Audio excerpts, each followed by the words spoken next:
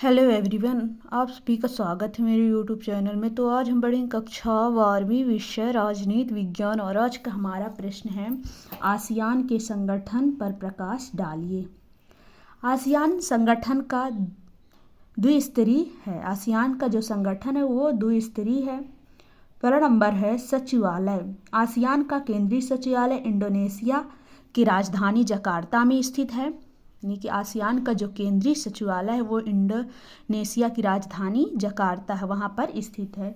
इसके साथ ही प्रत्येक सदस्य राष्ट्र में भी इसका क्षेत्रीय सचिवालय स्थापित किया गया है। ये सचिवालय अपने क्षेत्र में संपन्न शिखर सम्मेलन में लिए गए निर्णय को जनता को अवगत कराते हैं। यानी कि जो ये सचिवालय है और यहाँ पर जो शिखर सम्मेलन में लिए गए निर्णय होते हैं वो जनता को अवगत हूबहू कराते हैं। इसके क्रियान्वयन में सरकार की सहायता करते हैं। सचिवालय के महासचिव का पद जो होता है वो सदस्य राष्ट्रों के प्रति 2 वर्ष में एक देश को दिया जाता है। यानी कि 2 वर्ष के लिए एक देश को दिया जाता है।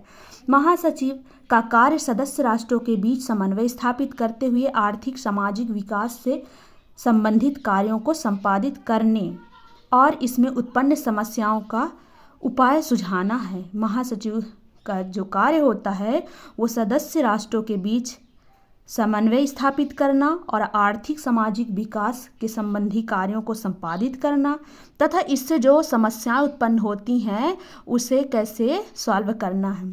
शिखर सम्मेलन में लिए गए निर्णयों को कार्यान्वित करने की जिम्मेदारी भी महासचिव की होती है। यानी कि जो शिखर सम्मेलन में निर्णय लिए जाते हैं उन कार्यों को कार्यान्वित करने की जिम्मेदारी किसका होता है? महासचिव की। दूसरा नंबर है शिखर सम्मेलन। शिखर सम्मेलन आवश्यकता अनुसार प्रतिवर्ष या 2 वर्ष में बुलाया जाता। जो शिखर सम्मेलन होता वो आवश्यकता के अनुसार या हर वर्ष या कि फिर 2 वर्ष के बाद किया जाता है। इसका प्रथम शिखर सम्मेलन 1976 में हुआ। प्रथम शिखर सम्मेलन जो हुआ 1976 में हुआ। दूसरा शिखर सम्मेलन हुआ 1977 में और तीसरा 1 दशक बाद हुआ है। यानी कि तीसरा जो शिखर सम्मेलन है वो 1 दशक के बाद होता है 1987।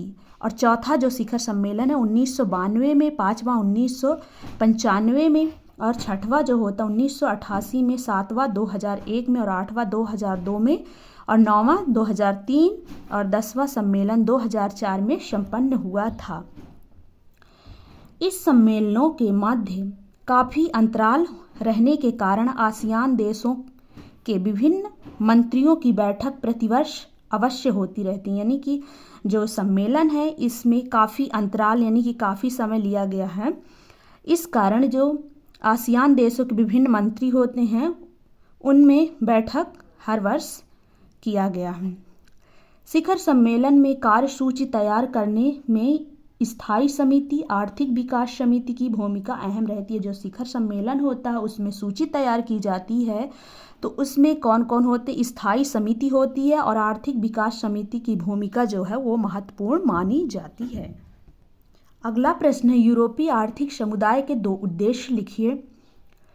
यूरोपीय आर्थिक समुदाय के 2 उद्देश्य निम्नलिखित हैं। पहला, उन सभी विवादों को समाप्त करना जिन्हें यूरोप में विभाजित कर रखा है। उन सभी जो विवाद हुए हैं उनको समाप्त करना जो यूरोप को विभाजित यानी बांट कर रखे हैं। दूसरा, यूरोपीय प्रतिष्ठा को स्थापित करने के लिए अनुकूल भूमिका निभाना। अगला प्रश्न है मजिस्ट्रेट संधि की 2 उपलब्धियां बताएं। मजिस्ट्रेट संधि की 2 उपलब्धियां निम्नलिखित। पहला नंबर, यूरोपीय संघ के सभी देशों के मध्य समान मुद्रा करेंसी का चलन स्वीकार किया गया है। दूसरा, यूरोपीय केंद्रीय बैंक की स्थापना 1 जनवरी 1999 में की गई है। अगला प्रश्न है council of the European union के क्या कार्य हैं? Council of the European union सदस्य राष्ट्रों के विदेश मंत्रियों की समिति है जिसका मुख्य कार्य सदस्य राष्ट्रों के हित में कार्य योजना बनाना है। यानी कि जो council of the European union सदस्य राष्ट्र की जो विदेश मंत्री समिति होता है इनका जो मुख्य काम होता है वो राष्ट्र के सदस्य के हित में योजना बनाना होता है।